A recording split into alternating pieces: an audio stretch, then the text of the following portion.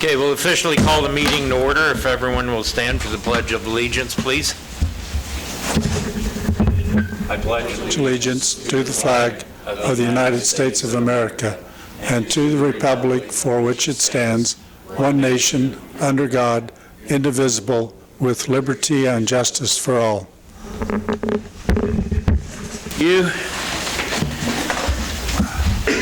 Council, administration, any questions about the agenda? Do we need any modifications? Yeah, Mayor. We need an executive session for personnel for 5 minutes. Actually, you can kind of do it whenever you want, but the proposed motion is in front of you. You need to add that to the agenda, wherever it is you would all like to do it. How about we add it after the budget roundtable? Good to me? Sound good? I'd move to approve the agenda with that amendment. I'll second. Motion and a second. All in favor, aye? Aye. Opposed? Motion carries. Anyone here wish to make any public comments? Anything that's not on the agenda tonight? Moving on. Consent agenda. Any questions? Review of the consent agenda. Yeah, I've got one on very first page under the card services. I noticed we had a few late interest fees, about $355 worth. What is that? Yeah, it just didn't reach them in time in the mail. They give us 10-day turnaround.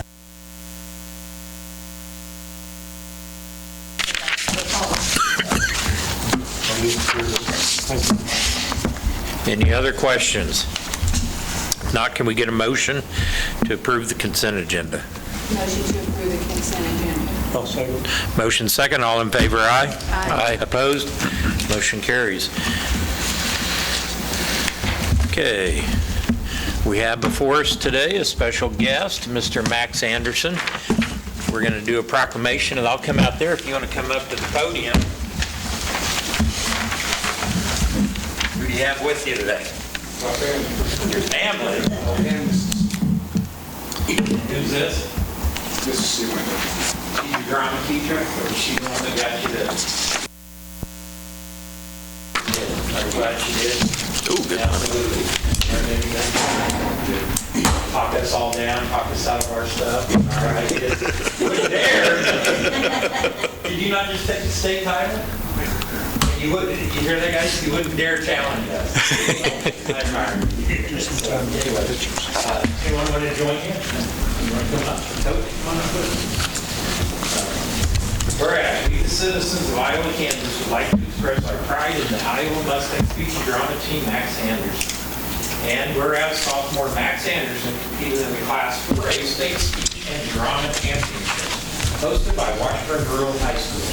And whereas Max Anderson earned first place at the event, making this Iola's first state title in forensics since 2016. And whereas Max Anderson received a gold medal for his oral interpretation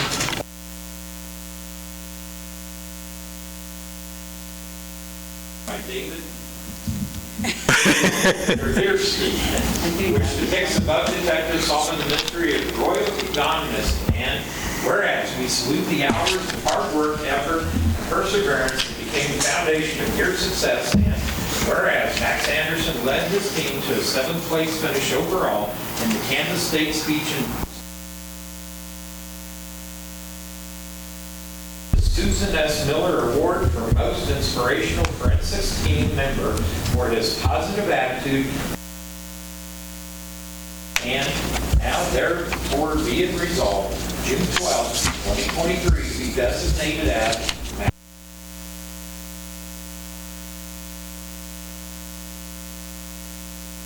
hereby affixed by official signature and sealed in the city of Iowa on the 12th day of June 2023.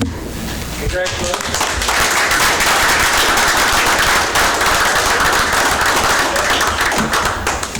Anybody else want to come out and get a picture with her? Come on up. I think Max should have to perform.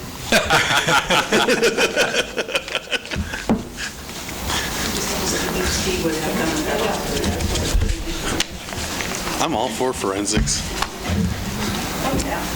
A good I idea. did horrible in it because I had a retainer that I had to keep in. And so I had a You better hurry, Carl.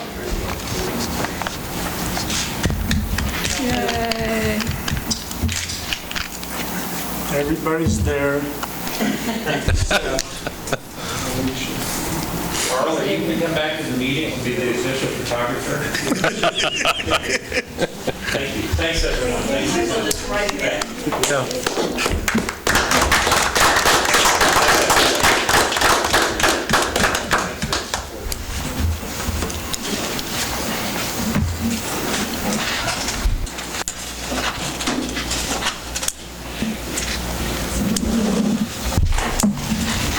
We have the right-of-way seating and consumption ordinance. Yeah, I'll take this one, Mayor.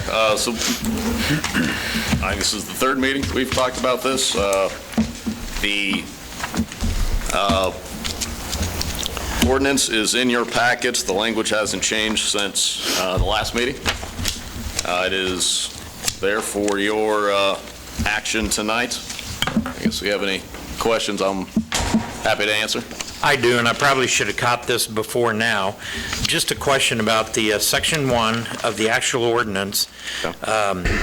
Middle of the paragraph, such licensee shall have the necessary approvals granted by the state of Kansas Alcohol Beverage Control and/or the city. I'm a little concerned about the and/or. What if they only come to us? Even though it says they are in charge of following state regs, but technically the ordinance gives them the option to go to the state or us. Shouldn't it say and maybe? Yeah, I was going to say, we could just amend it to... Amend it to take I the, think it's, if they're serving food only, they just need our Yeah. approval. If they're serving food and the alcohol beverage, they need both.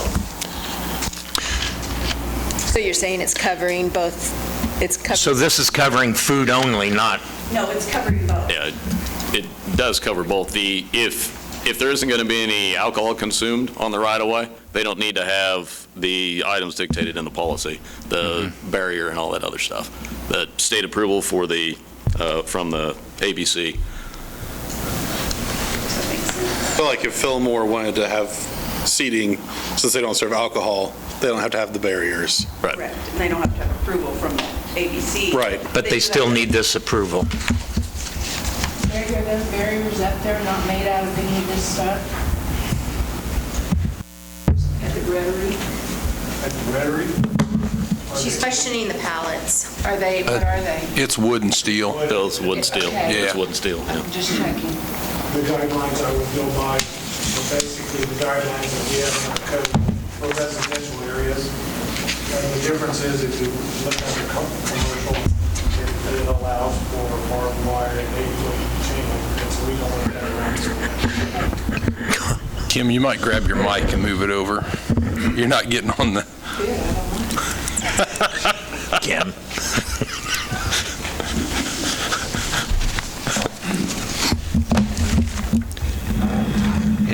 Any discussion, questions? Are we ready to do this? Mayor, I'll move to approve ordinance 3515 and the common consumption area policy. I'll second that. Motion and second, all in favor, aye? Aye. Opposed? Thank you, motion carries. Okay, new business, we have Rotary Day in the park. Apparently, no one here to talk about it, so... Usually Judy or somebody with Rotary is here, so I guess I'll take it and run with it a little bit. It's just the same request as they've had in years past. Nothing out of the ordinary for the barbecue and for Jimmy's crew to set up the panels, the pool passes, that thing.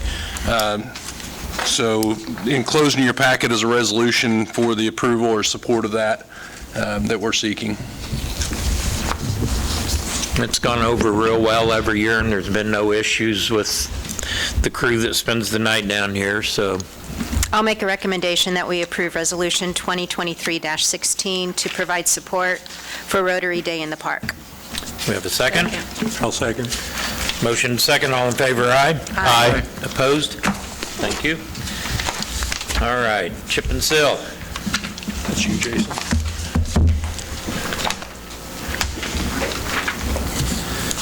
Every year we do an annual chip and seal.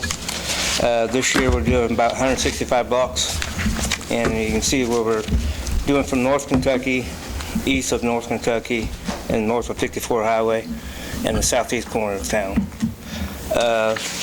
We normally do 2 bids with oil companies. Vance Brothers came in cheaper, and Oregon came in the highest. With your approval, I'd like to go with Vance Brothers. Yes, no problems. Is this the same oil? Same yield as the county? No. No, this is different. This is more of an emotional oil instead of I can't remember what they use. Yeah, we used to use the same stuff as the county, if I remember correctly, with that limestone rock. But when we switched to the red rock, it doesn't require the oil, or it requires more oil.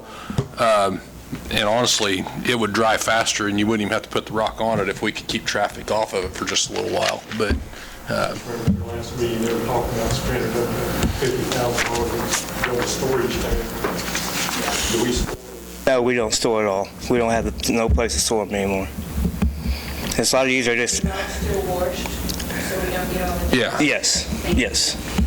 It'll be a little bit dusty until we can get the sweeper back on the next day. And I do note that Vance, we have the option for a 2-year agreement with them. No, we always bid it out every year. Yeah, we've always bid this out. You're thinking the tree trimming probably, Steve. On the tree trimming, we do It'd be nice to get a 2-year. Yeah. Yeah, they would. I really like where they came in at. Yeah, I don't think they're going to. I'd say jump all over that and honor it. Right. One of the Well, I did my homework. I just, one of the that's biggest the wrong commodities answer. the U.S. has. I mean, I'm really pleased with where their bid came in at. Any further questions, comments? Can we get a motion? I make a motion to approve the purchase of approximately 46,000 gallons of RS-1P emulsion oil from Vance Brothers Incorporated out of Kansas City, Missouri. Second. Motion second, all in favor, aye? Aye. Opposed? Thanks, Jason. Thank you. Thank you. Thanks. Annual tree trimming.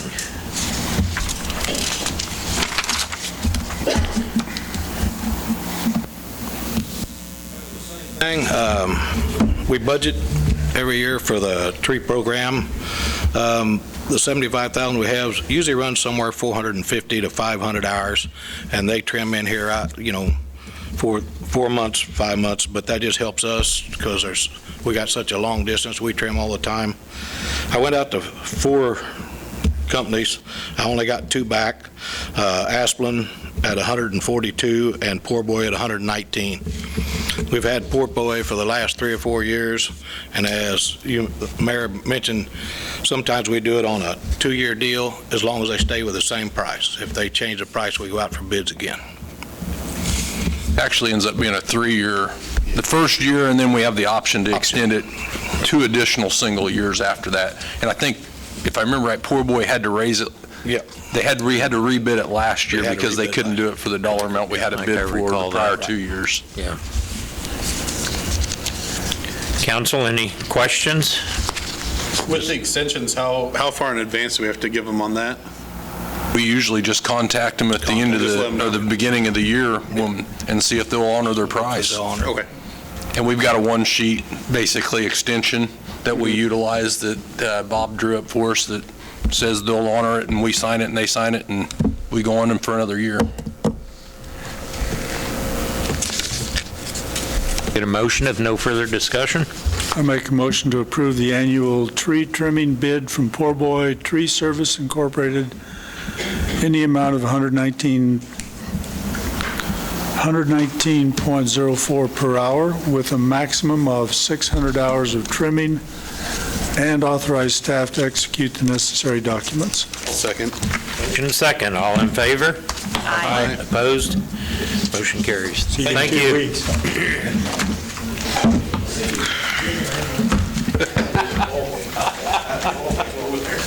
I'll see you. See you, Jimmy. We're ready for budget presentations. Matt, Corey, who's taking this? How in the world did I We'll just go down the bullets. We'll go with Roxanne first and then on down the line from there. And on your summary sheets, guys, I put the page number that it should be on in the pack, that separate packet that you have. On the ones clearly marked draft. Yes, and worksheets. Yes. Subject to changes.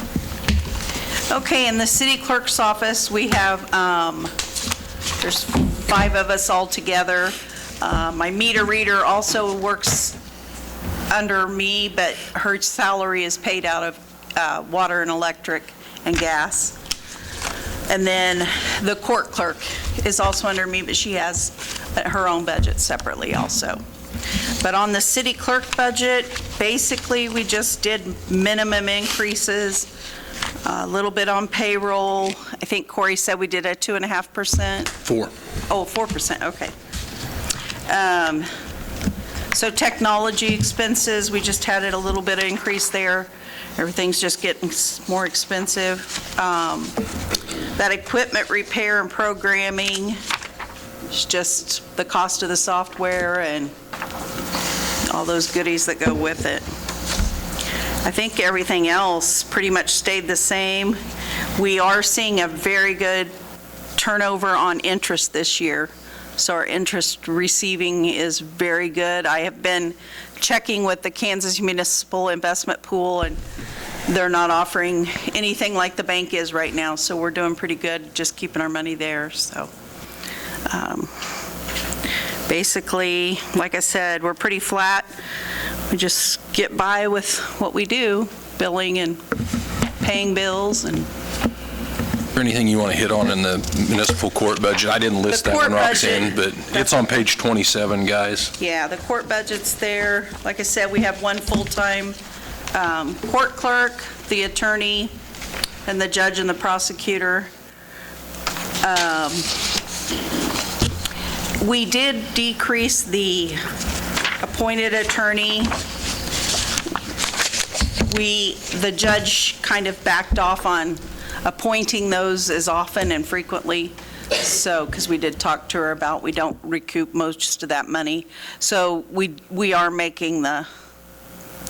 suggesting that the person show us some proof of income before they get an appointed attorney.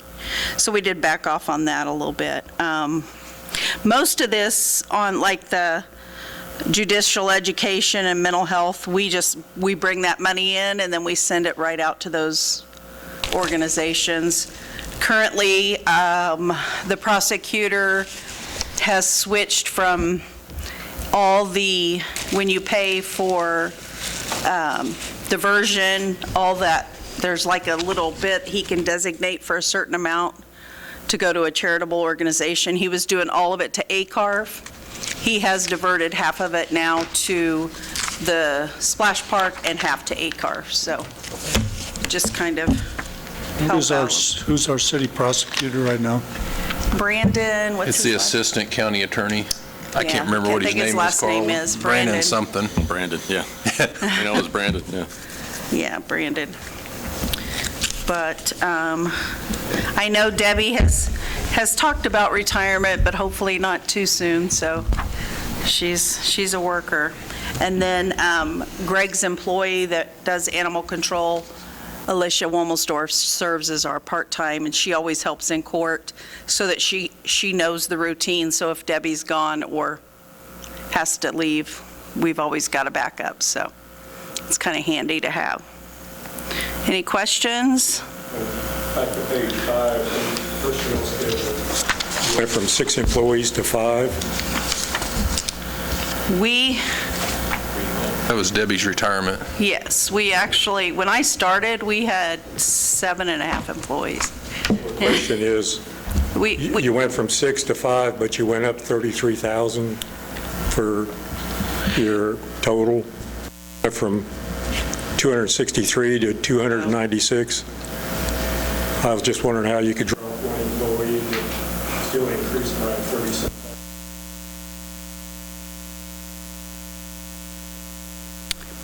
make myself a note, guys. Well, what we did, when Debbie retired, we didn't replace her because we had pulled the administrative assistant out of Corey and Matt's office and Right. put them in our office, so they're kind of a backup there, but I don't know why that's, Yeah, Are we sure it was 6 last year? it was not 6 the whole year, I don't right. think. Debbie was here part of the year last year, but retired mid-year, I think, or early. Right about this time of year, I think. Oh, yeah. I don't know if I don't know if I've got a formula.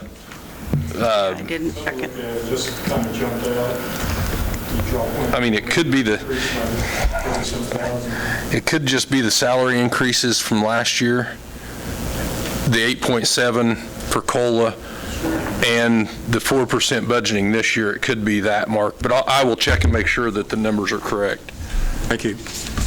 So you put in 8.7% for COLA, and what's the other? Well, the That was- 8.7 was from last year, Carl, so I think that's probably, when you figure the 8.7 for the 2024 budget of their actual salary for this year, and then the 4% projected for next year, Projection. that's where you come up with that bigger It'd be increase. 12%. I'm guessing that's where it's at, Mark, but I'll look and make sure.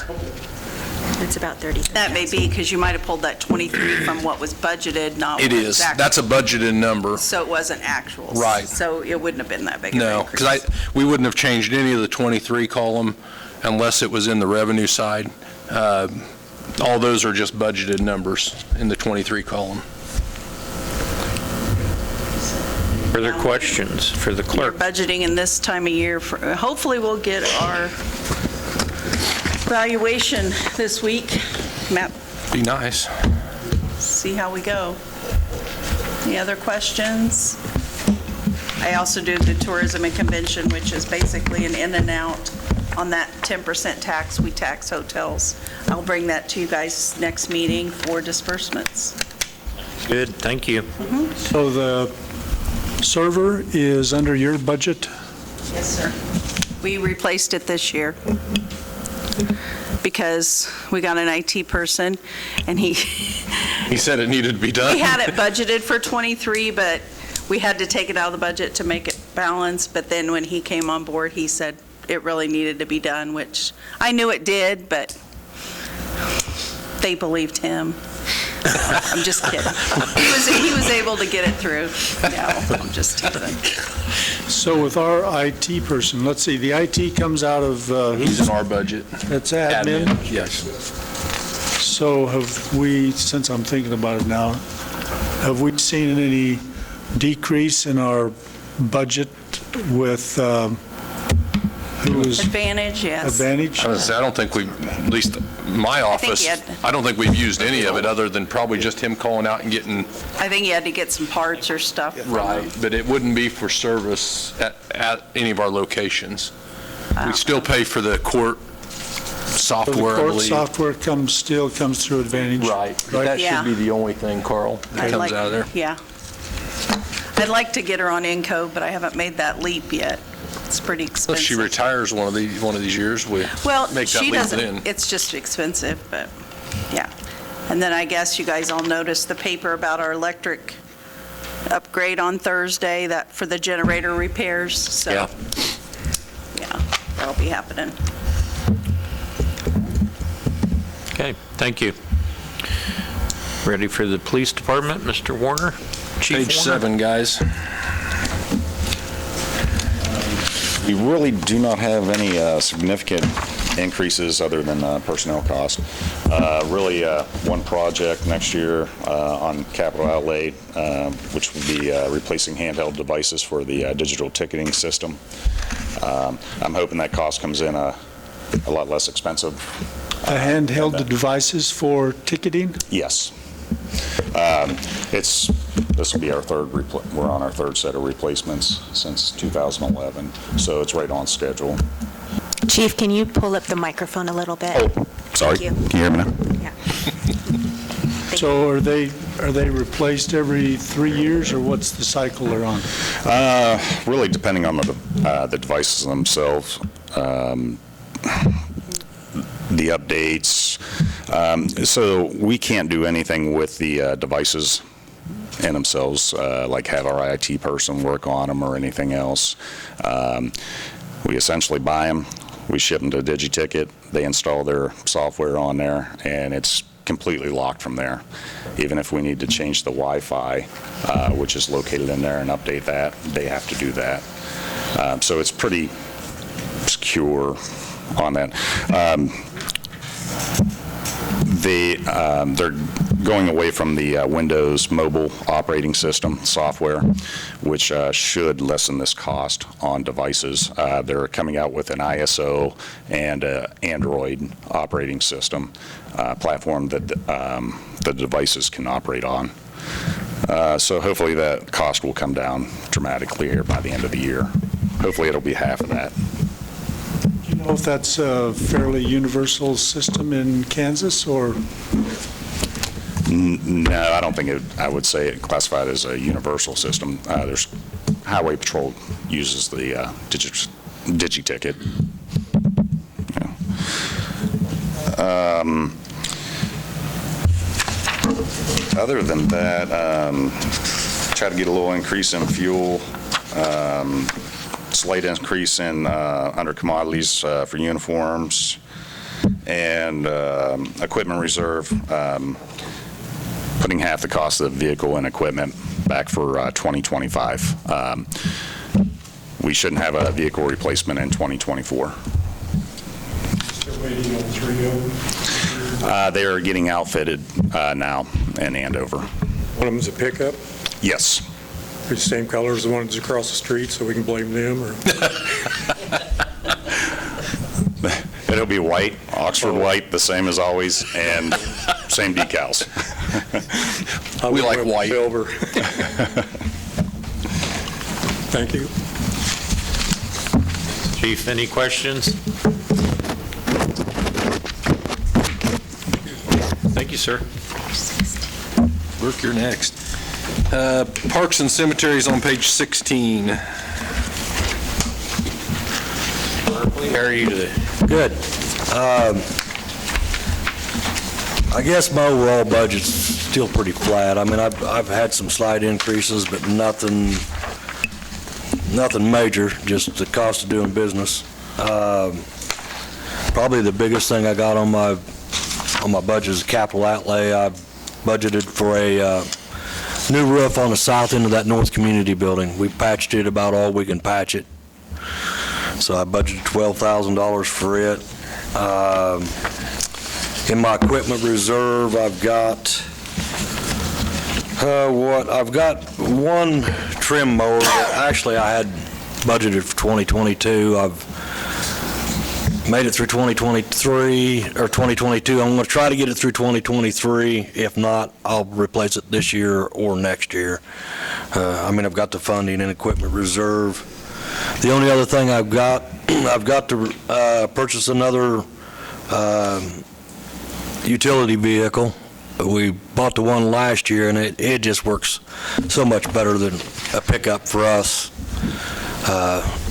It's about probably 10 grand cheaper than a pickup, and I mean, we can get it places down the trail, in the cemeteries, through the parks, and So it's probably easier going up and down the trail than a pickup. and it's a lot better because it's got a dump bed on it, and we use it quite a bit at the cemetery. When it's wet, we can't get in. And the thing I like about the Kubota is, I mean, the lift on it works like a ton truck. I mean, you can load it with dirt, and it works.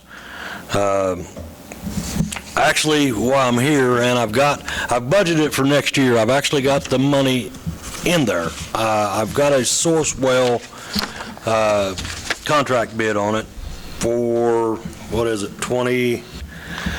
I can't remember what it was, Berkeley. I went out and talked to him today to make sure the prices was still good. It's $22,582.89 for one without the spray-in bed liner. It's $22, or that's with the bed liner. Without the bed liner is $22,036.89. You know, for $546, we can do the spray-in bed liner ourselves. But it meets all of our specs. it's, You said it's a source well, is that a brand? no, it's actually a government contract. Carl, the county uses it a lot, the school district uses it. On that street sweeper a Yes, few Dan years used ago it. where I mean, we bought it. they go out and bid it, saves you the hassle of So you're bidding it, talking about a sprayer? No, the whole RTV. the whole RTV. Oh, okay. I didn't understand what His you were talking comment was about. spraying the bed liner. Yeah, it's a spray and bed liner on it, which just keeps it, I mean, because we use it a lot for picking up the garbage and that, and we put our chemical sprayer in it, so, I mean, it eats the bed out of them. The one before then had a plastic bed liner, and it wasn't no good at all. But the spray and bed liner, like I say, we can do it ourselves for, probably $100-150 versus $546 for that. But with the government contract on the one without the bed liner, I mean, it actually saves us a little over $4,600. And that's if you buy it right now. If we buy it right now. And I will tell you, he's got two in there now, one with a bed liner, one without. It took him a little over a year to get them two.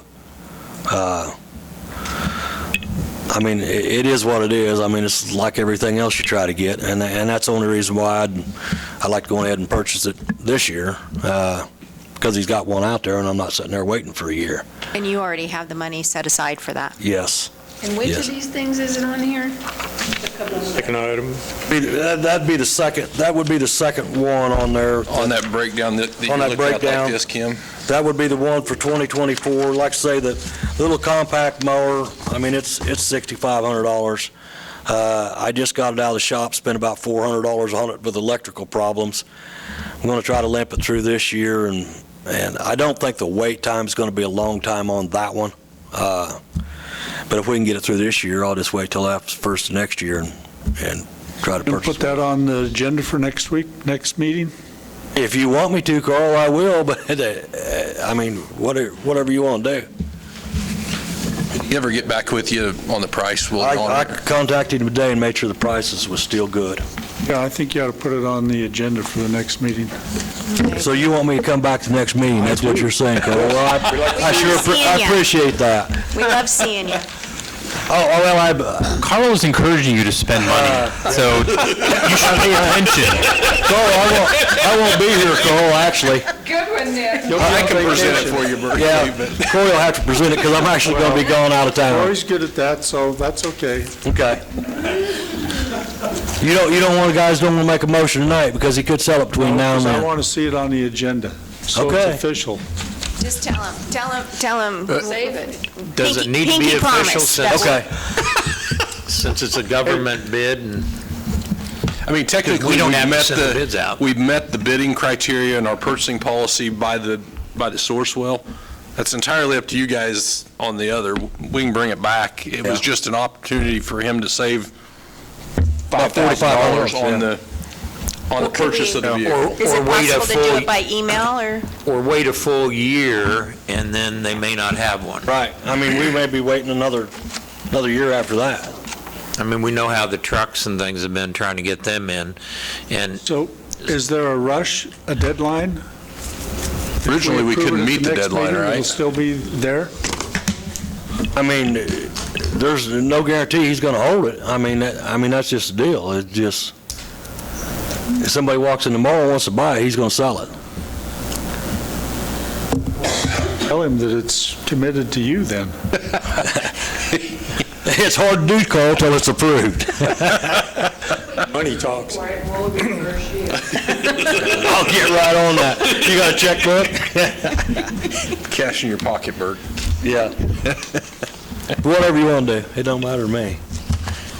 it doesn't need to go out for bid because it's already been bid through the process, so. Well, I understand that. So bringing it back, doing it now, you might lose it. I mean, that's what we're learning. The way of doing business has drastically changed. Berkeley, you are using the same technique or whatever as other departments. We have to have it right now. I didn't say we had to have it right now, Carl. I can wait another year and we'll wait 2 years on it. But I will tell you, I'm taking another truck out of my fleet Actually, I got one sitting out at the power plant now that's going to be auctioned off because, I mean, like I say, they just work better than a truck, and the old trucks wore out. Simply put, does somebody wish to make a motion tonight? Buy this Kubota RTV 900 new utility vehicle. You have a price on it, Berkeley, so It she can put it in the is motion. $22,036.89. There, what he said, 22,000. Got it.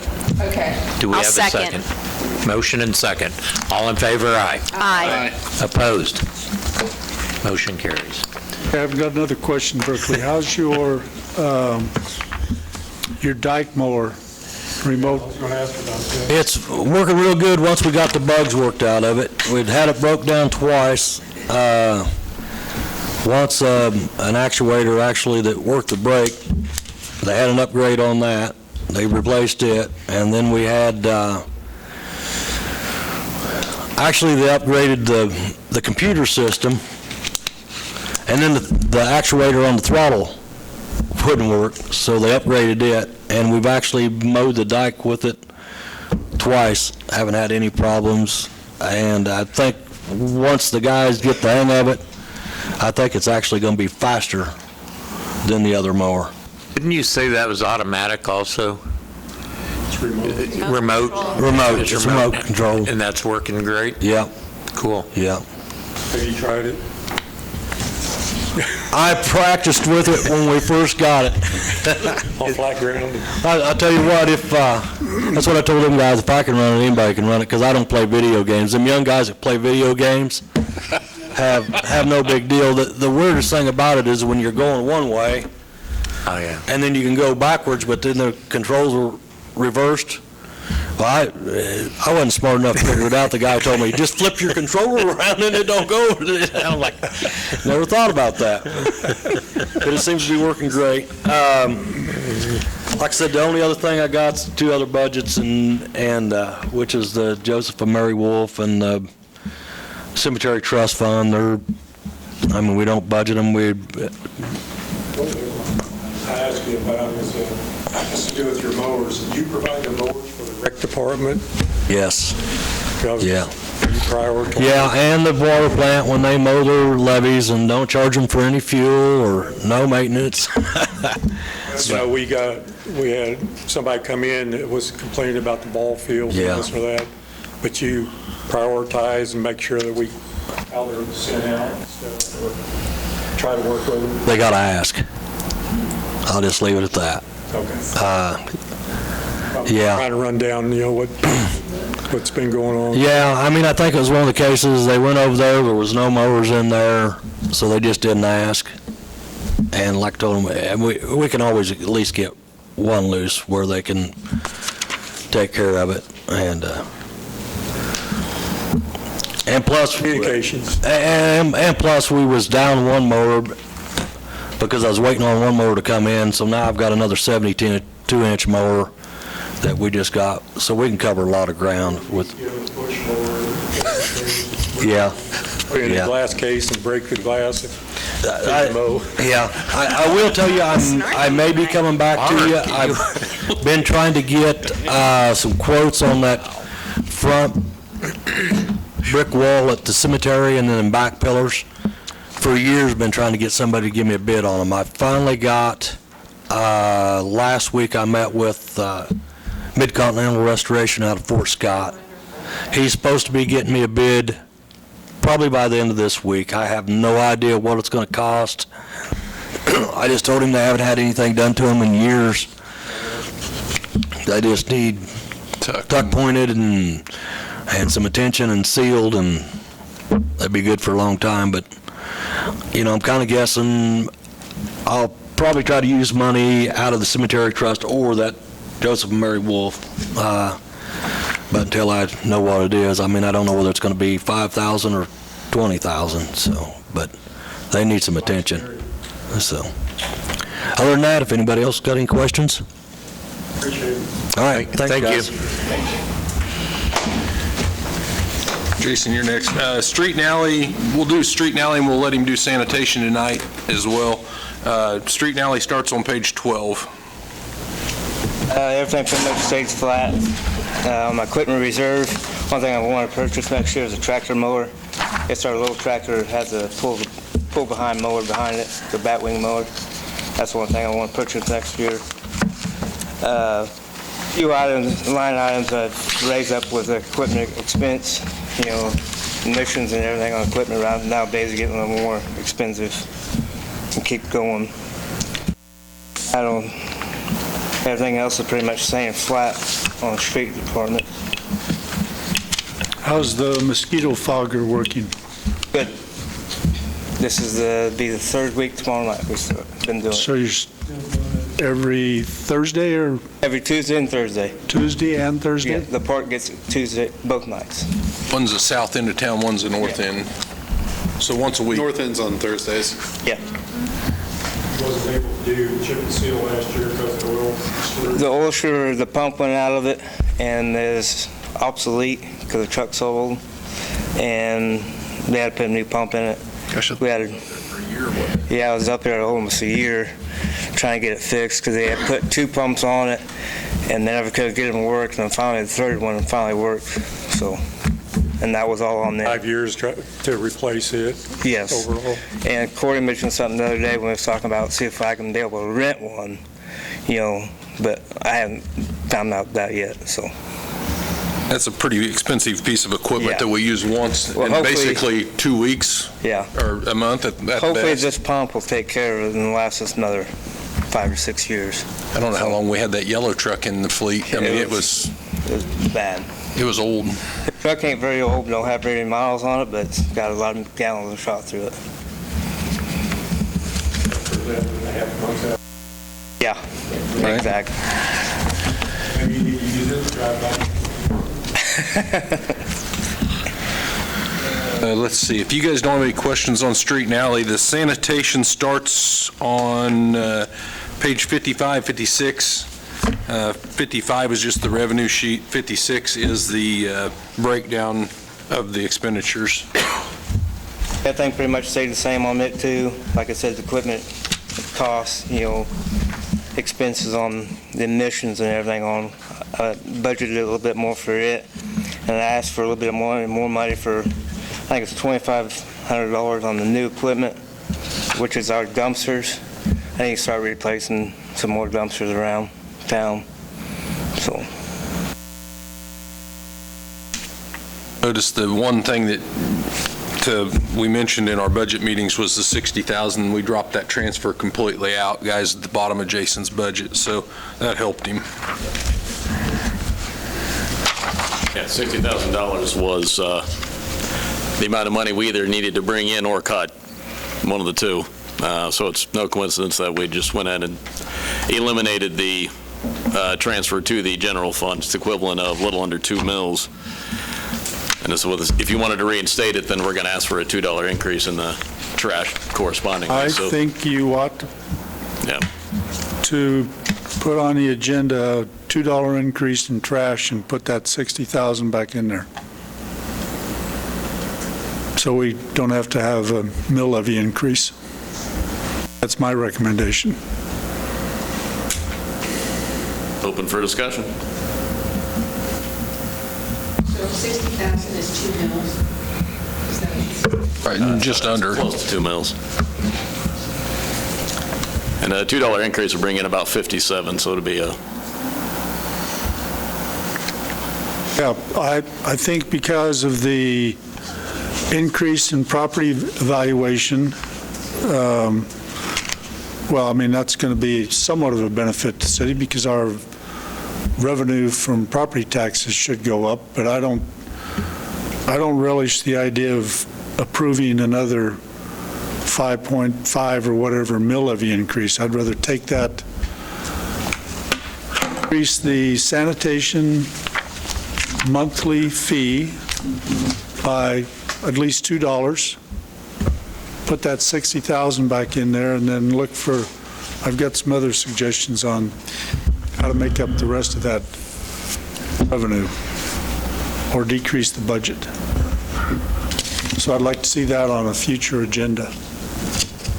So we make that increase effective the 1st of January. Sooner.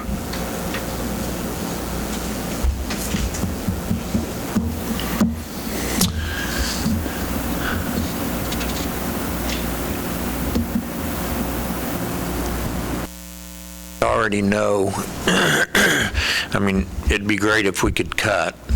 Expenses are, everybody has to raise fees, and I appreciate the fact that we need to look at this, and we've been looking at it. I guess I'm just trying to toss around in my head right now whether you put it on as a mill levy or you put it in the tax fee, or the mill levy, or you put it in a service fee, you're still getting it. Well, we're still getting it. Because you're not asking. Exactly right. We're still getting it, so what's your idea? What do you believe the benefit of getting it from trash service versus property values? Well, our trash service fee is significantly less than average, I would say, for surrounding communities or those that do private collection. And to me, it's more palatable to have a increase in that fee than to raise the mill levy. I just don't want to see the mill levy go up. So I kind of agree with you, Carl. Well, and then everybody pays it, not just property owners. Right. Even renters. I mean, everybody would have to pay. All utility, Not businesses. well, No, we don't no. serve businesses. We don't serve Right. businesses. I mean, but what it you would just just be be every But all residential. It'd be a residential. Customer. And Roxanne, is it not a fact that if somebody comes in and gets utilities, it's automatic, they're signed up for city trash, but we don't make them do that if they have a garage on a second property, they're not going to pay for trash for that garage, correct? Correct. If they have electric service, they're automatically put on trash, but we don't do like a... I don't think you'll see another city around that has collection services twice a week that has a fee as low as ours. And I don't think $2 increase is going to break the bank. I actually had a phone call from a person from, I think from Wichita last week, that was cleaning up a house for maybe their mother, elderly mother or something, and commented on our trash rates and the reserve a truck program of it not being charged for that, and then the rates. And honestly, she commented on it as well as our other utilities being more than reasonable. So I just think there's a lot more stigma attached to having another significant mill levy increase, and I'd certainly much rather raise at least this. That would take care of 60,000. In fact, I think a $3 increase would be more appropriate than a $2. 3 would cover the full 60. Yeah. Yeah. So that's what I'd say. Put in a full 3. And Corey brings up a good point that not only is it just 2-day-a-week pickup, but it is that reserve a truck, but it's also citywide cleanup twice a year. Do you know right off, Roxanne, what is that citywide cost? What's the cost of that? Citywide? One time. One time? it's a lot of fuel. It's more than you think it is, just for cleanup week. Sure it is. The price of fuel, the price of labor, trucks or labor are not included in it, but fuel, is, you wouldn't believe how much fuel we go. And keep in mind, the street and alley guys are actually doing cleanup week and the trash pickup, as well as the reserve truck stuff. So, I mean, we call it sanitation, but actually the general fund is spending the money for those kind of services. So it's not an all bad idea. I have no problem discussing this further. I just want to make sure we discuss what all that fee covers. I hope you guys It's not just don't- your 2 days a week. I would also like to see the evidence of, here's the comparator city rates to back up that claim that ours So are could below you put that on the normal. agenda for either the next meeting or in a month, whatever? At least I think we ought to see it before we get close to finalizing the budget. so you can, Yeah, we're gonna have to do it soon, because I'd say we better do it the next yeah, meeting. it's gonna have to be the next meeting, because we go for final adoption the second meeting in July, but we need to We'll have have the this budget for sitting- publication done at the first meeting in July. We can always set it high, though, and bring it down, right, Yeah. Roxanne? So, I mean, we could essentially Yeah. set it at this levy rate and then bring it down Yeah. without an Basically, issue. you So- can publish the budget with a 5 mil increase and then approve one with no increase. Right. but my hope is we would not publish a 5 mil increase. That's what I'd like. So if you could put this on the next agenda We'll have our other utilities in here as well, so. for a proposed $3 increase per month. Do you want an ordinance at that An time? ordinance, yes.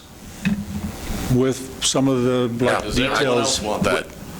Is that the consensus? Yes. So we go from 12 to 15. Then you want it on the next meeting? Yep. And everyone wants this? Well, we don't have to have everyone, we just have to have a majority. Well, Carl, I mean, you're the one talking, but Everybody's shaking their head. I'm fine with it. I'm going to speak louder then. Well, we got a little adjusting to do. What was that, Roxanne? I'll just say she's not wrong.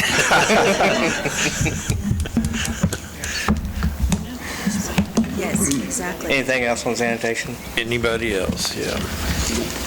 Thanks, Jason. Thanks, Jason. Oh, I have a question. When do you plan on doing chip and seal? This summer? Hopefully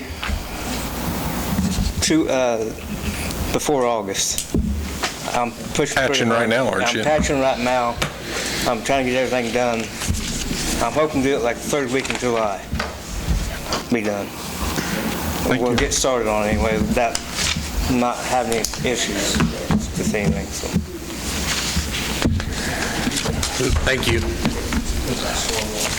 Oh, I didn't even put stormwater on here. We can go over it, Jason. Let me find the page number. Stormwater is one that, page 78, Jason also oversees the stormwater utility, which we don't do a whole lot in. Put some money back for it just in case we have some emergency repairs on roads. And is that the one that's $2 a month on our utility bill? Correct. We use some of that stormwater to cover the cost of the grate on Madison. That's going to be taken care of, hopefully. It'll be done in the project, Carl, but yeah, that's a prime example. If we were to go Yeah. out and repair it, that's where we would tap into. The most recent purchase I can tell you out of this fund, we actually lined this drainage tube with the lining crew, the sewer lining crew, down here at the outlet of the park, because it was corrugated steel and it's getting rotten, and it's through the levee. So we got a price and lined that at a pretty good price, actually, with the lining crew here in town. So this is unrelated, but do you know what Garnett's doing with that, looks like a storm sewer line down there Main Street? Oh, they're redoing the road. Yeah, I think the road's been. They're putting in Yeah. a storm sewer while they're doing it? Yeah. I mean, and that's typical, stormwater, gutter, all that. But yeah, that's what they're doing. In a state highway that's in very bad condition, which is something we've been talking about for a while now. Wow. Exactly. Yeah, it needs to be done up there in a bad way. Okay. Thank you. Thanks, Jason. Chief is Page 19. Yeah, we're going back to page 19 for fire and EMS.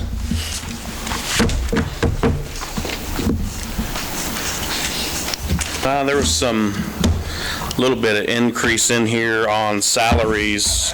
We went from projecting that 28 people would like to have the 31. And the hopes in that is to drive down some overtime costs there once we get staffed up. It's going to take a little bit of time for that, but that's the whole thought process behind that is once we have the people there that somebody calls in sick, you know, somebody's on vacation or somebody calls in sick on the same day, I don't have to fill a spot in theory, and I can still operate everything day to day. with 2 people gone. So that's the idea kind of behind that, with having that amount of people, whereas if I didn't, I stay at the 28, then every time either somebody's on vacation or gone, that we'd be paying overtime on any of those days. So with that, and then, the 4% increase figured in there, so that's kind of where some of the increase of the salaries and all that comes from. Kind of as we go down, not a whole lot of changes in the contractual services. The vehicle maintenance on the fire side's increased a little bit, and a lot of that's to look at the ladder truck. There was some repairs that do need to be done after it had its ladder service and testing last year.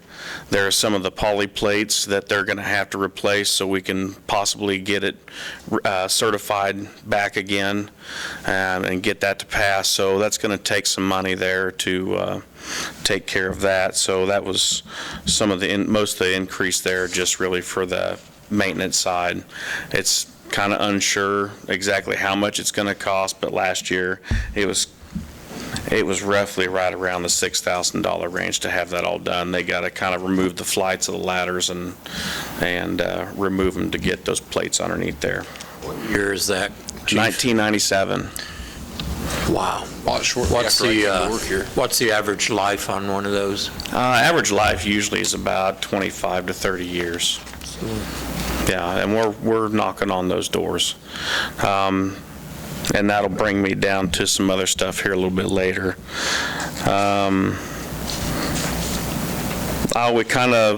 We decreased some of the amounts, fire equipment expenses and stuff, since how we got the new truck. It was equipped with some newer equipment. We're not looking too bad with some equipment, so we can bring that down a little bit. We shouldn't have to buy a ton of equipment. Hopefully nothing breaks down. You never know, but hopefully none of that stuff breaks down. But with having, 2 trucks, fairly decent equipment now on the engines, that we shouldn't be looking too bad there.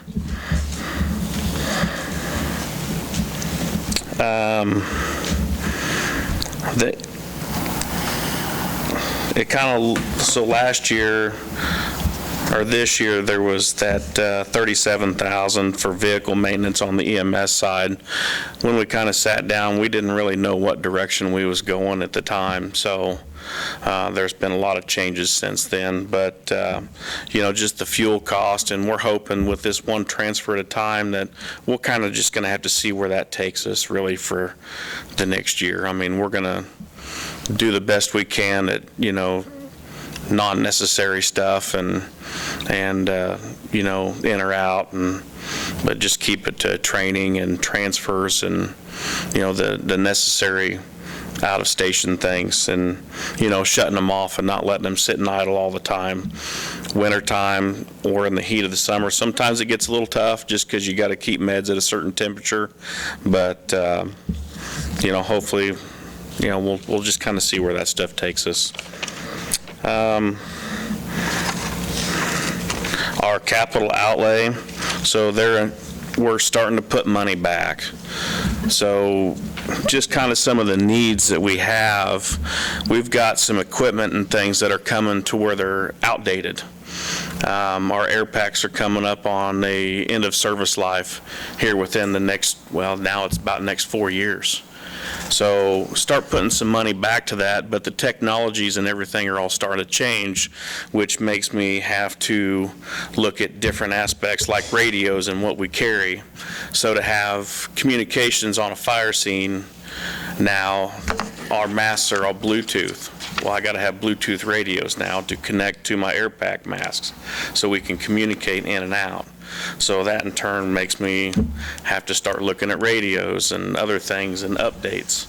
So that's where, that kind of takes me into play of putting in more money for radios, putting money back for these air packs, and then the ladder truck, we need to start looking at the future for the ladder truck. I mean, our city does need one. I really like this spreadsheet. Yes. I'd like to see the Yes. fire department utilize that. It really lets you see a visual of what's needed, when it's needed, so that we're not surprised like last year, hey, we need a fire truck, how much we need. And those are all things, you know, I'm trying to work on moving forward. Sure. I really like that spreadsheet. I do too, and I've seen a couple of that, and I think some other departments do similar stuff, and I do like that because it gives you guys black and white to, you know, this year. And Got a fire truck, but we don't know it was in 1997. Right, exactly. And so those are things that I need to work on, and now with this EMS stuff, and we can move forward, that put the head down, we can start making some good changes here and try and move them forward. So, yeah, putting the money back for the ladder truck, and then we also got in there just the purchasing of some other items, you know, some training props, bunker gear, because I'm still catching up from outdated bunker gear that some of the guys still use, and those are a service life of 10 years. And so, you know, once I get all this taken care of, I can start that little matrix and go, this is the amount that I need to do this year at this cost and replacement year and all that. So just catching up is what I'm trying to do. On page 19, under expenditure summary, you've got transfers. What transfers are you talking about? What's that, Corey, in the budget? The equipment reserve. That's basically the transfer to equipment reserve, Carl. That's just the total. Okay, so that's equipment reserve transfers? Yeah, it's the 200,000 for the ladder truck, the 125 for the air pack and mask, and then the building that we've got slated. And So then you've got I the think building, it's, you've got the building yeah, under 5,000 per employee. capital outlay. No, it's equipment. It's in equipment reserve. Dropped 240,000. we potentially put it in for 2024, but it's a transfer to equipment reserve. I mean, we put the whole amount in, Carl, but we don't know that we can make it happen next year. Okay. It's going to be a 2025 purchase. I'll tell you what I'm thinking here on this. If we increase the sanitation monthly fee by $3, that'll bring in approximately how much? 87,000. 87,000? And you had proposed 5.5 mil increase? Overall, yeah. So, 5 in general. Roxanne, our assessed valuation is going to be around 30,000 something? So each 32. meal is going to bring in about 30,000? Mill now brings in 32,387. We are assuming that is going to go up. A little bit, Yeah. whatever the property valuation goes up. Right. So if you brought in an increase of 87,000 from sanitation, that still leaves you 3 mills to cut someplace else, or approximately 90,000. Yeah, 162,000 is the number you're searching for. Carl, and again, I said this during our meetings, I think we're done cutting in the general fund. I don't know what else we can cut. I'll give you an idea. Okay. How about decreasing the amount we're going to set aside for this building, west lot, and equipment reserve in the fire department?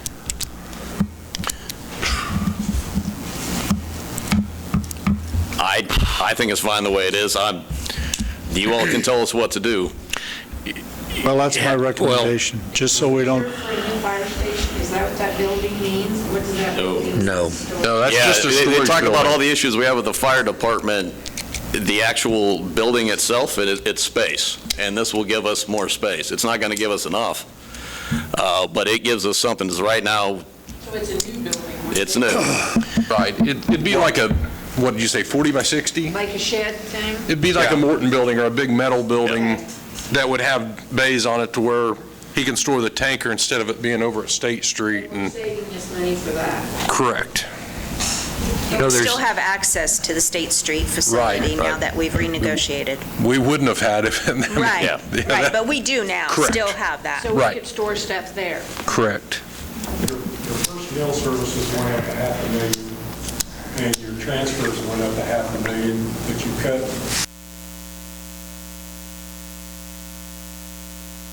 over $800,000 that you're increasing your budget. Is that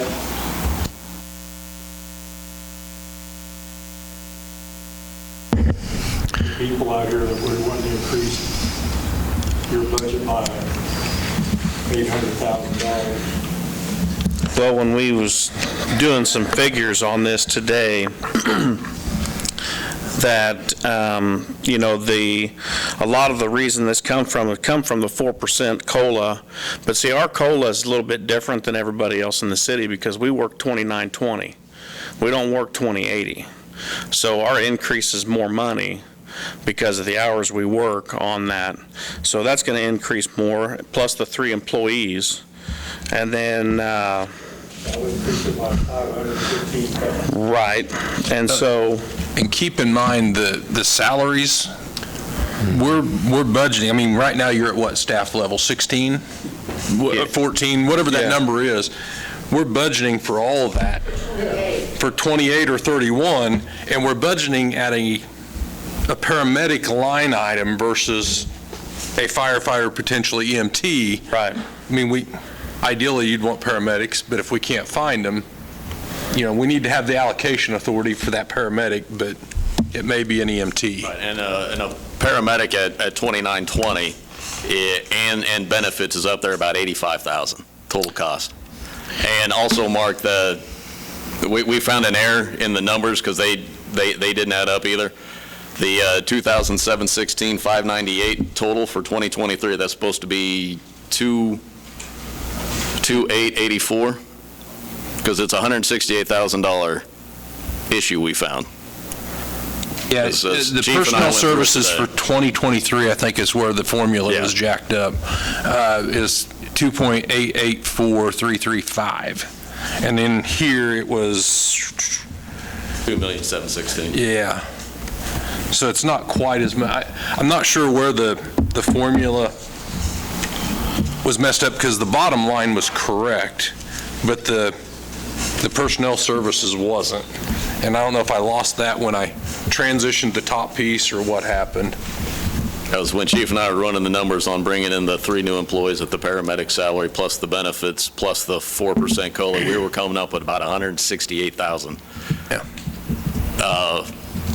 Between the amount you just mentioned, the 515, something like that, and the numbers we were coming up with, and then so I went ahead, instead of subtracting down, I subtracted left to right, and then we found out that 2.884. You're saying if you get these 3 new employees, you'll be able to cut the overtime, but you didn't cut the overtime in your... That's correct. Right. That is correct. And we should be at 28, but we've been at low numbers, 14, 16 for quite a while now. I mean, we didn't allocate the dollars for the overtime, Mark. I mean, if you look at 22 actuals, we spent over $500,000 to almost $600,000 in overtime, and we're only budgeting $280. So, I mean, we're hoping, and I honestly, I think that number was budgeted for something or under $300,000 in 2022. We just overspent because we didn't spend it in salaries. It offset. One thing I'd like to add to this too, the fire department seems to get neglected a lot when we talk about equipment and radios and bunker gear and air packs, and well, we can get another year out of it. We can get another year out of it. And we're messing with people's livelihood here. And finally, we're making some advancement in our fire department, and we're getting some modern equipment that makes it safer for our people to operate. We don't bat an eye out of Berkeley when he comes in here and says, I need a safer mower for the dikes down here. Well, by golly, let's get a safer mower.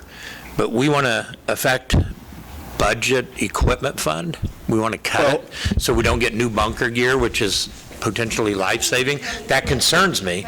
Well, there's an entertainment on the table that, No, I don't there's a want that discussion equipment that there's a suggestion from Carl that we discuss that as one of the, bring the budget into less than the 5 mil. Well, I mean, we've put in some significant money into the fire EMS department in terms of the brush truck and the fire truck.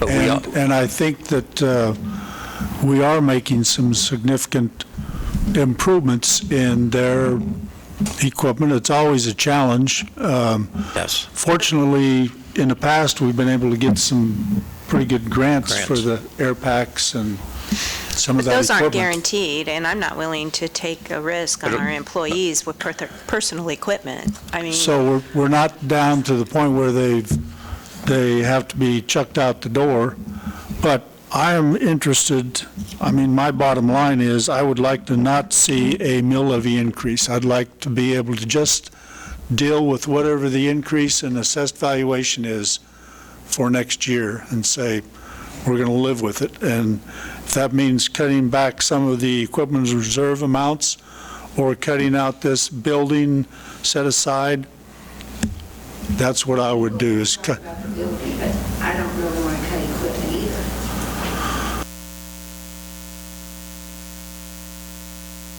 But I feel like we need to take a hard look at making sure our fire department is able to set back funds for future projects.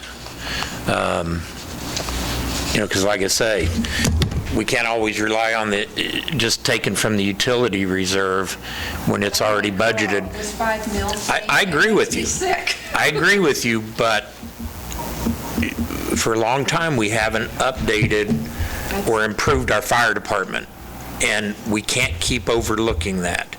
And they need to be able to set back money for future projects and future builds, just like every other department does, if they're going to be part of a city department. So what's the cost on a bunker gear replacement? You got 13,000 down. Right. That might get me 3 people.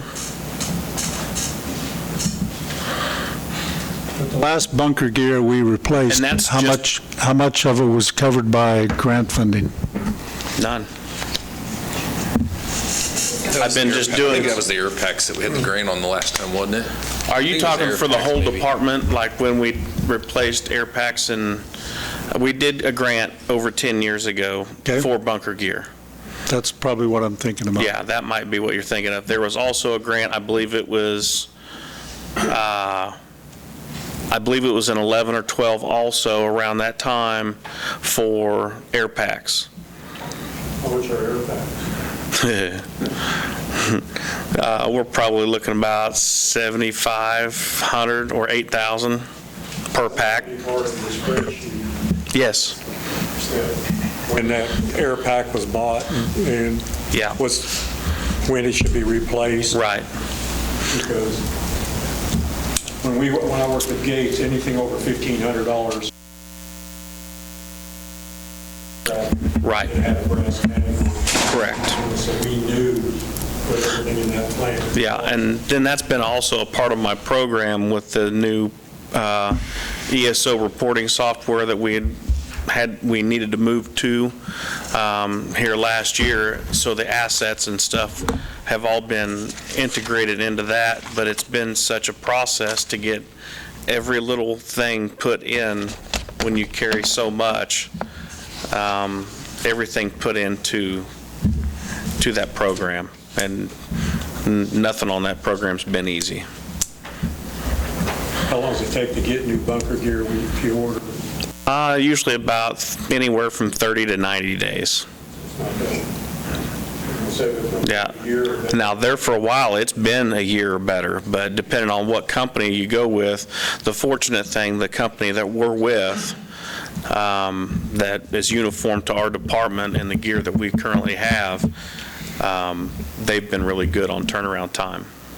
So do you see still some grant opportunities out there? I've got grants out there right now, but I haven't heard anything They for are over 6 highly months. competitive, aren't they? Well, Yeah. they always have been. Everybody wants it. There's no guarantee. And that's a lot, the state's got grants out there too, but they're geared more towards volunteers.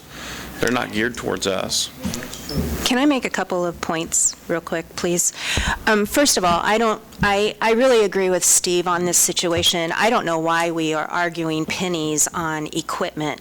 We don't argue pennies on equipment for a mower, a truck for the electric department.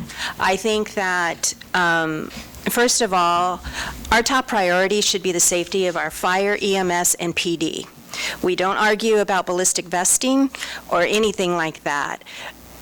We employ both of our chiefs, lieutenants, and on down the line to make these, to research and investigate what they need to best suit their departments. That's what we're paying them for. They are coming to us with the recommendations so that we can make the decision. We're not out there risking our lives every day. And to question bunker gear, ballistic vest, it just is appalling to me. I don't think I'm questioning ballistic or bunker gear.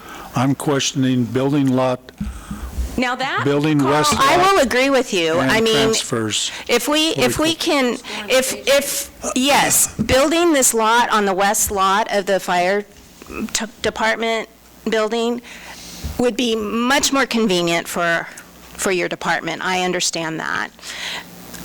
But making a cut for, and don't get me wrong, I don't want to see a mill levy increase. I don't want to see one mill levy increase, let alone a 5.5 mill. But I just can't even believe that we are discussing the safety of our employees, period. So that's all I have to say. Let's discuss the building. Cut it.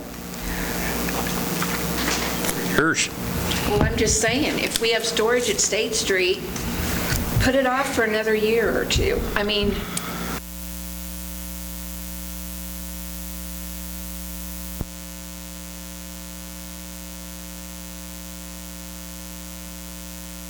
Put the difference and keep part of it in there and push it, make sure it's pushed back for another year.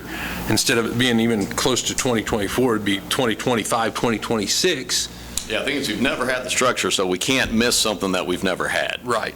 But the whole point of it is that the problem still exists, that there is a major space issue at the fire department. And I don't know how we're going to address that now, I guess. Is State Street already got some of our stuff in it? Oh, yeah. Yeah. It's full. That's what I Okay, thought. I have another suggestion. Several years ago, the council approved using our street sales tax funds for the hospital, which I totally disagreed with, but anyway, it was approved. Why couldn't we use some of that funding for, if we do decide to build this building, take it out of that fund? Money designed. I mean, the council streets? votes on some pretty bizarre proposals, and I think that money should be used for street, but if the council can approve it. Sales tax. My point there is that money is for street. The sales tax money? Yes, it was sales tax money and was used It's for capital projects. You could use it for about anything. It was capital project, not just streets, right? It was overall, My question is, what does the ballot question say? We have to do exactly what the ballot question says. Yes. But it does need to be utilized for 54 highway potential, the biggest chunk. That's that funding source? Yeah. We've already spent that. We've already spent it.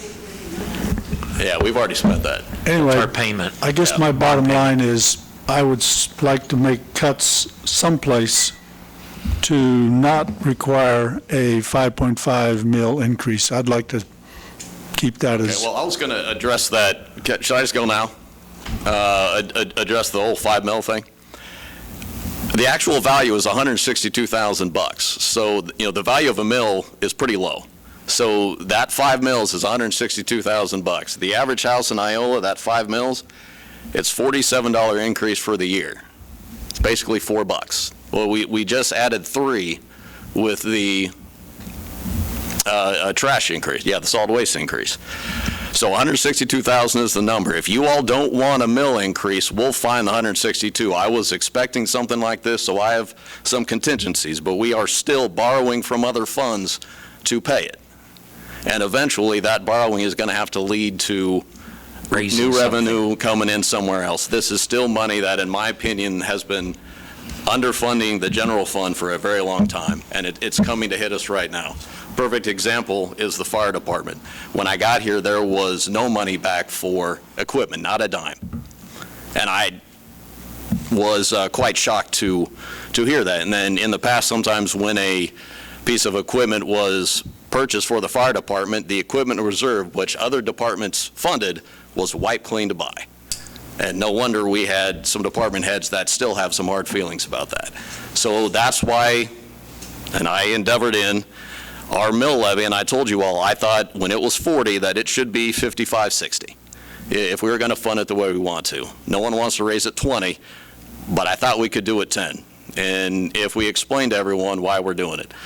Corey's budget, Chief's budget right now, about $325,000 in equipment reserve. That's a good solid number to do every year. A mill levy at 50.231 plus the electric fund increase, which I'll talk about, that gets us there. Jason's department, $120,000 in equipment reserve every year. That's a good solid number to budget. In our opinion, mine, Corey's, the department heads in the general fund, we are at the expenses where we think we are. What we don't have is the money to pay for it. So, leading back to what I said earlier, $162,000 is 5 mills. If you all don't want it, we'll find the 162 somewhere else.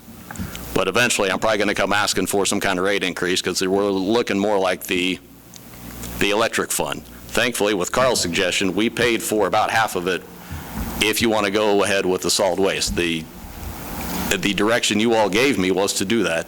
And so we will have a $3 increase on the next agenda, and I am going to recommend we do it immediately, not wait till January 1. Might as well just do it immediately and start building up the money. But right now, you guys have paid for about half of the 162. If you want me to find the other 81, we can find it. We can do some budget gymnastics. We can move some costs around. Just unfortunately, we're robbing Peter to pay Paul, and eventually Peter's going to have to get paid again.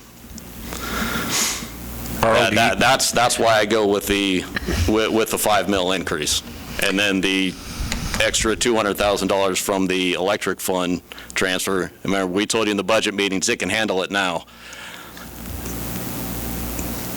And we're going to increase stores another 50, so that's another $250,000 from the electric fund, and we aren't looking at electric rates.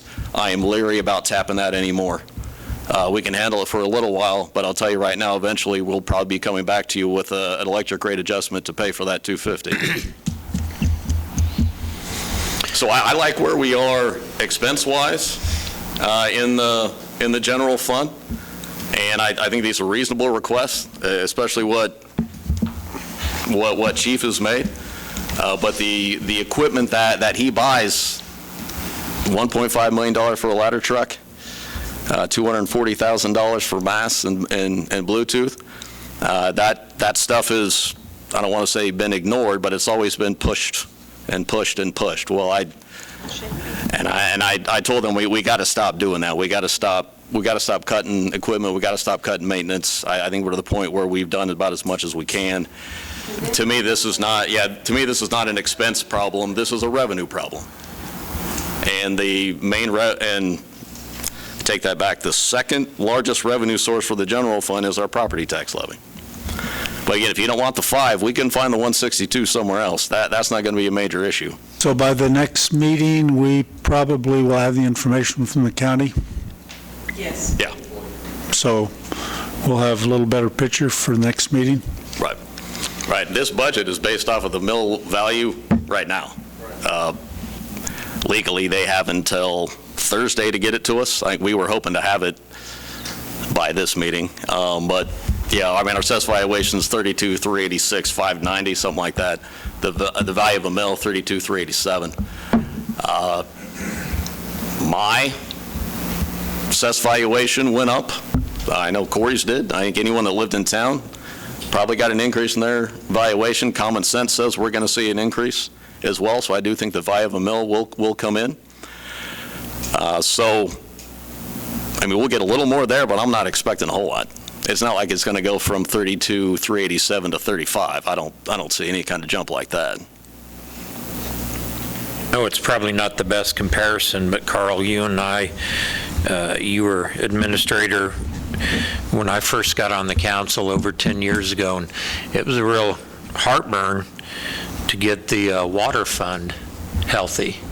And there hadn't been a water fund increase that got pushed back, and I think somewhere around 7 to 10 years, and nobody would address the water fund.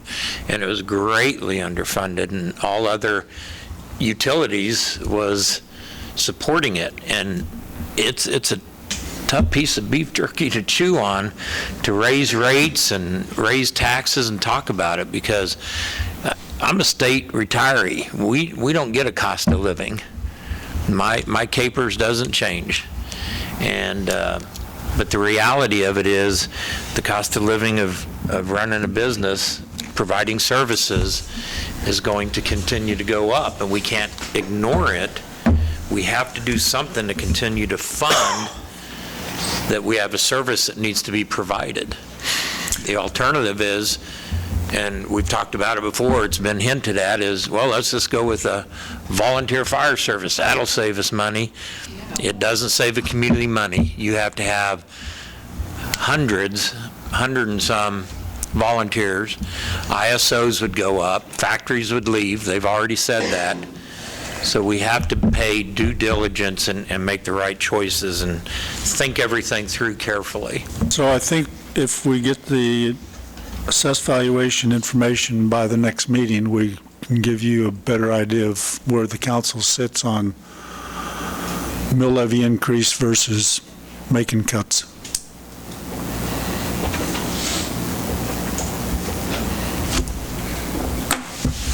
So, Chief, you've been at the podium long enough? I'm here for you. Chief, I do want to congratulate you on your 20-year anniversary. Thank you. Any more questions? Thank you. Yeah.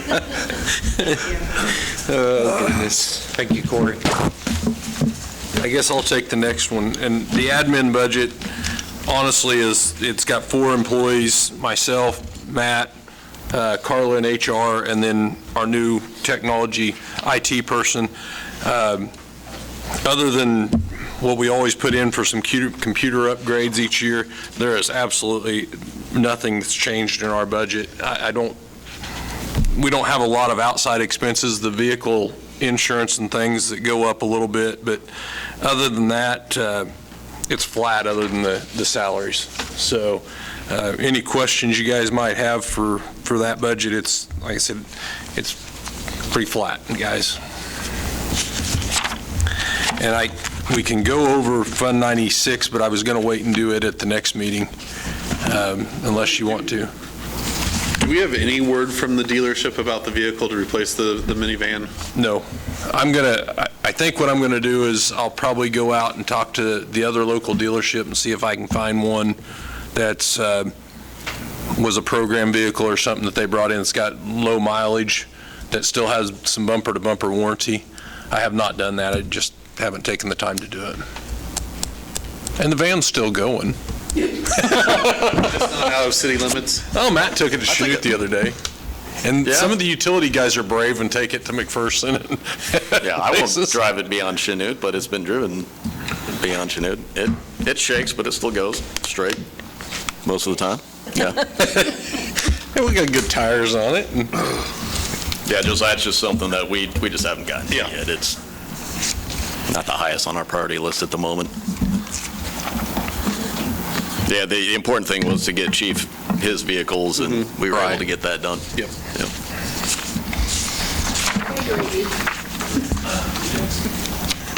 He is on 24 and 25. 25. Next to admin, my budget's probably the smallest. Very little change over last year. A couple items I changed was vehicle maintenance. Our vehicles getting some age on them, If you look at the 21 and 22 actuals, that's why I bumped that up a little bit. Ground maintenance, I went up a little bit. Other than that, it's pretty much same as it was last year. Really no big changes, so go right ahead. The sidewalk replacement program? Yes. We have nothing budgeted for that? Capital improvements. Yeah, it's out of Fund 96, Nick. Yeah. Yeah, we took it out of general fund a few years back. And you just left this little teaser here And I think this it went up, budget? didn't it? 10,000? Okay. 10 to 20? Yeah, I think it's 20, and then we've got another 20 in sidewalk City. improvements for city. Yes. If we were to have our crews do it, like State Street was a few years back. I questioned the same thing, Nick, and then I found it I mean, I can, down in capital improvement. Capital improvement. want me to go over Fund 96, Matt? That might answer his questions. Fund 96, let me find the page, guys. While he's looking for that, I just had a citizen replace a sidewalk. Fund 96 is Cut on page a 81. Check for $500 and some dollars. It covers the cost of the concrete. Okay. So, All right, if there's no other questions for Greg, on page 81, that's our sales tax fund. That is, it brings in just under $1 million a year in sales tax. That is where we'll pay for the bond payment for 54 Highway. Annually, there's a few things that are taken out of that. The sidewalk replacement program, which is $20,000, and then I basically just evened those out. We've always put $40,000 back for the 2 sidewalk replacement programs, but I put 20 for the city projects and then 20 for sidewalk replacement. You can see in there, we always have about $10,000 for trail maintenance, for our maintenance of the trails throughout town.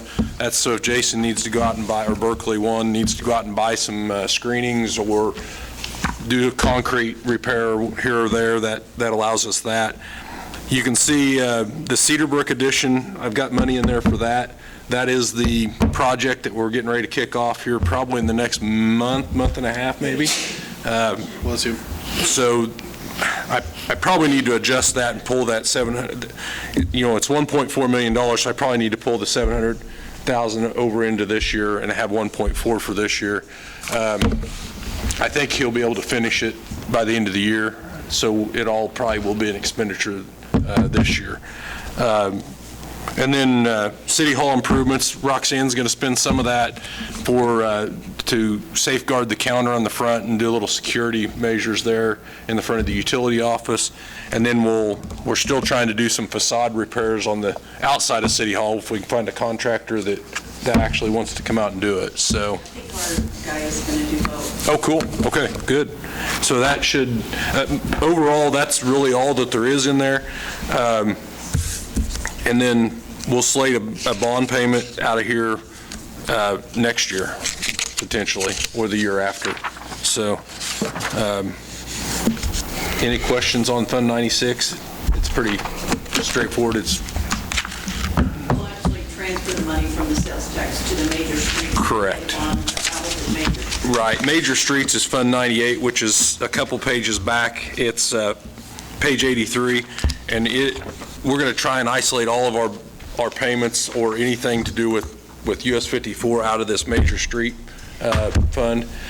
That's the fund that basically we've been transferring roughly $300,000 to $500,000 over the last 5 or 6 years to build up somewhat of a war chest. Basically, it's got me the amount of money I need to do the design work is where it's at. So, we'll continue to do that. That number will just change from $300,000 to whatever our bond payment is, whether it's $500 or $700, we don't know yet.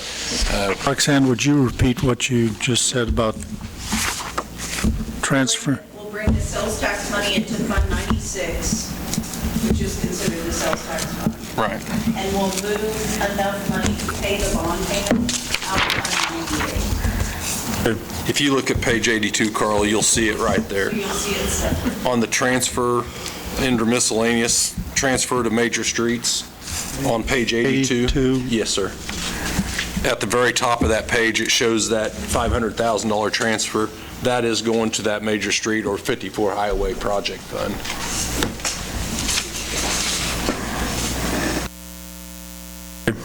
Thank you.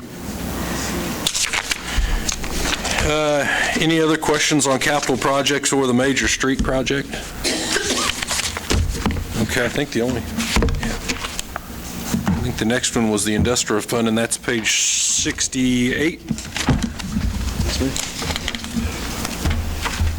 Oh, that's me. That's you, Carl. Yes.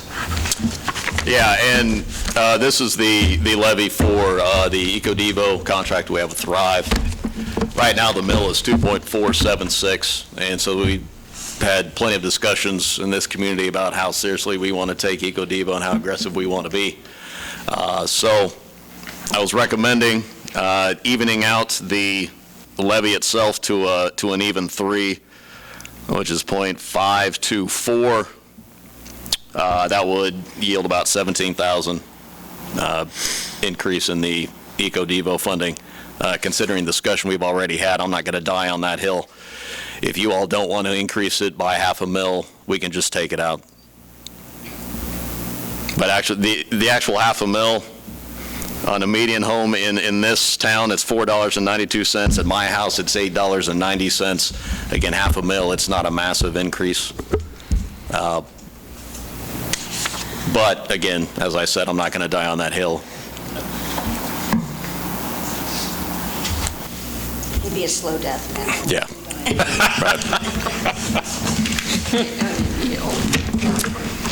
Questions?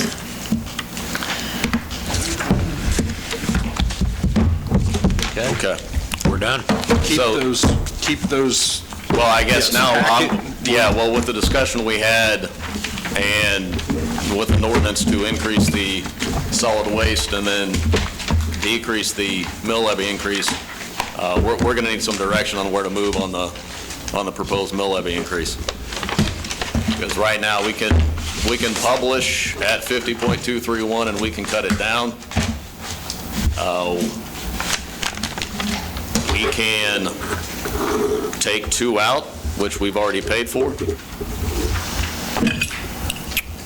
I can take direction from you all about finding the 162.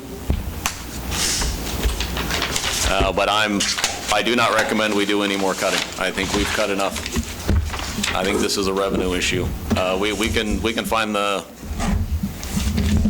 $100,000 somewhere else.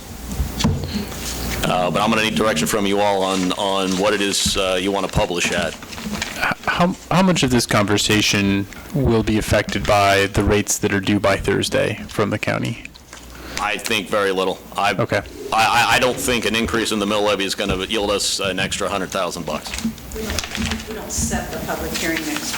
No, we set the public hearing, so we can discuss it further at the next meeting, but we're going to have to finalize it then because we set the public hearing at the first meeting in July.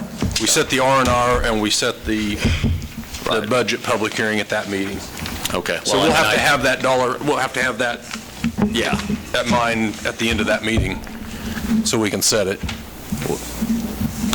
think the one definite we have for sure is the trash change. Other than that? Reinstating the 65? Yes. Okay.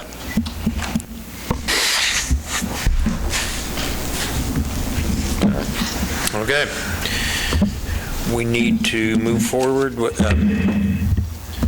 going into executive session and basically finished after that. If you guys want to cut, we're finished. Unless you had something. Or you guys can stay. Unless you have something more for us, you're welcome to stay. Sorry. Thank you. Thank you, guys. Appreciate your time. We're ready. Roxanne, that's not very nice to make him stay. He just has to come back and pick you up. It's not that far, Greg. We need to have a motion for executive session. The motion should be laying there, guys. Mayor, I'll move the city council recess into executive session for 5 minutes pursuant to personnel matters of non-elected personnel, KSA 75-4319B1. The purpose of the executive session is to discuss an individual employee's employment and shall include the mayor, council, city administrator, and assistant city administrator. The regular meeting shall reconvene in the city council chamber at 7:44 p.m. I'll second. Motion second, all in favor, aye? Aye. Opposed? Thank you.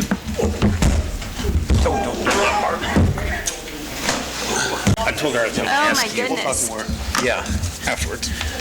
Are we back on? Yes, sir. Thank you. We need a There'll little be, campfire. oh, excuse me. Does that not? There'll be no action following executive session, and so we are ready for council and administrator reports. Let's see, I think I started over here last time, so we'll come over here. Ding, ding, ding. We have some long-tenured employees that need recognition.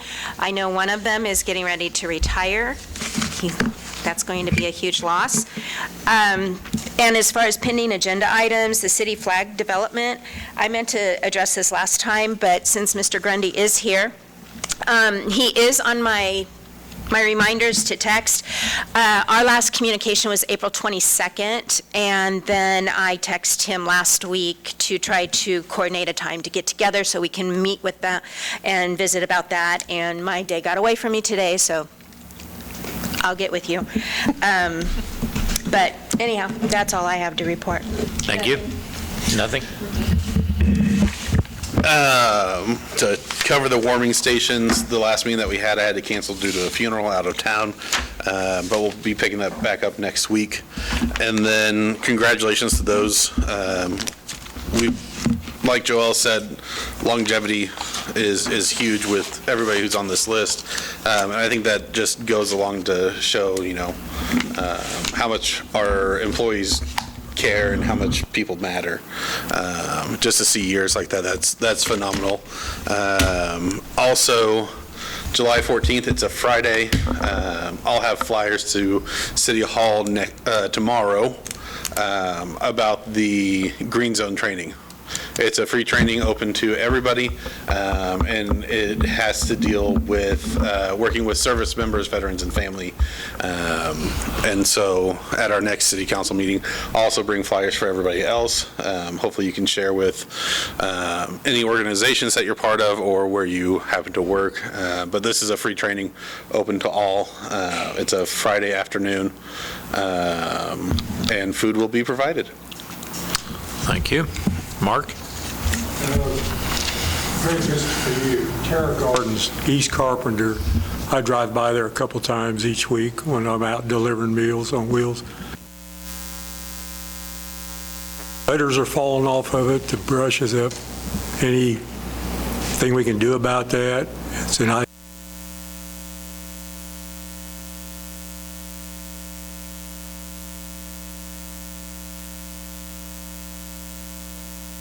County's still listed as Terra Gardens in someplace in Nebraska. One up on North Kentucky now. Somehow, I think so. Yes, it is. But it is really looking bad. Like I said, there's gutters falling off of it. Can't even see hardly the front of the building because of all the brush and stuff, so if you wouldn't mind taking a look at it. Also, it's summertime, please watch out for kids. 80 trail that are in my neighborhood, and there's bicyclists and kids on it all the time. They don't. I have nothing. Mark? Corey, you have anything for us? Just a reminder, I'll try and update these, but keep these for our next meeting because we'll use them again, and then we'll update them as we get a little farther along. That's all I got, sir. Thank you. Roxanne, anything for us? Just a reminder about Thursday. I also noticed Reminder about Thursday. Thursday we're going to have a power outage at the city while they fix the generator. So we will be closed to customers. We'll have no power, no phones. City Hall will be open. We just aren't going to be able to serve. We're just not going to be able to collect utility bills. Yeah, we will won't be have there. power. Yeah, it'll be open, yeah. Police calls will go straight to dispatch. So, Right. I got a lot of questions this weekend, so it's just. Also, at the community.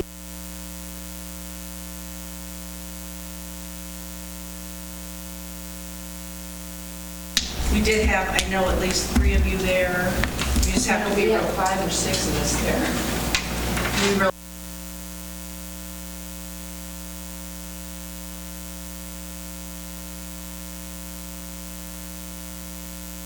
What are the rules for that? Like if we attend but just can't say anything, or? Legally speaking, if a majority of you are in a room, that's considered a meeting, say my understanding is, and we would have to announce that to the world. But as long as you don't make any decisions, you're fine. It's kind of better safe than sorry kind of situation. A lot better to declare a public mayor. I'm a little more liberal in interpretation. If you're not discussing city business or an agenda item that you're going to vote on, you can go. Yeah, as long as As there's a no citizen. action taken, yeah. You just have to remember, you're Nick Loman, a citizen, not Right. council. You Yeah. can't represent the city in any way. Absolutely, yeah. Or answer any questions as far as the city. We did. Okay, I just, Yeah, but, those community conversations are ripe for city business, and a lot of the stuff that is discussed at those kind of conversations, if there's any kind of action on it, they come back to this body. So I just tell people and as it was described to me, if a majority of you are in a room, that's considered a meeting. But as long as you don't make any decisions, you're not breaking any laws. okay, thank you. Oh, you have Roxanne? Thank you. The utilities in Cedar Brook are in, is that correct, Corey? Yes. So the last step in that is to get the street built. Water crews are still up there, but they're out of the addition where the street's going to be built. They're working on the loop feed over to the hospital area. So Actually, that project has allowed us to, loop feed is a very big deal. So that project has allowed us to loop feed into the hospital's water line. But yeah, you guys had paid for that, and that's done. And we're hoping we can get that street done and hoping to bring the contractor in to Sometime meet August. with him in the next week or so, Yeah. just so he can see the trench lines of where our utilities are at and have a good picture. They should be well out of his way, but the last I talked to him was last week, I believe, and he felt like his projects down at Pittsburgh were getting close to being finished and should be here. Don't quote me on this, but middle of July, he was thinking, to have somebody on the ground. So he's wanting to get it started, get some movement on it before the end of the year. So that's all I have. All right. If we can get a motion to adjourn? I'll make a motion to adjourn. Motion second, all in favor? Aye. Opposed? Thank you, everyone.